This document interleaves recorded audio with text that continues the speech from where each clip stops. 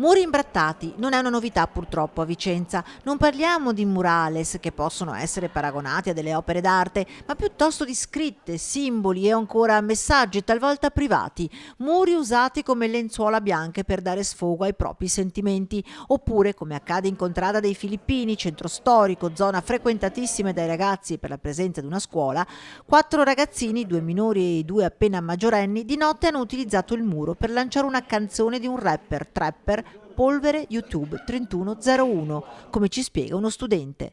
Questa scritta riguarda questo cantante? Sì, perché sostanzialmente appunto è una scritta per l'annuncio del suo nuovo singolo che uscirà nei prossimi giorni, appunto è scritto il 31, e evidentemente è un modo per sponsorizzarsi. Il quartetto però è stato notato da un residente che ha allertato il 113. Sul posto è giunta una volante che ha intercettato i ragazzi mentre se ne stavano andando, in mano le bombolette spray usate, le mani ancora coperte del colore, oltre alla mascherina stencil 50 x 50 cm usata per fare la scritta.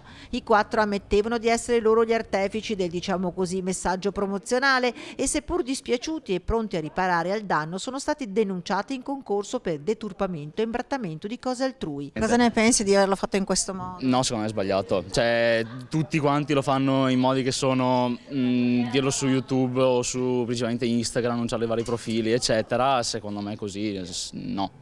I residenti però sono esasperati, a quanto pare il via vai dei ragazzetti alla sera e di notte sarebbe costante, tra schiamazzi, urle e anche bevute c'è chi sfoga il cosiddetto estro creativo sui muri dei palazzi della città, deturpandoli.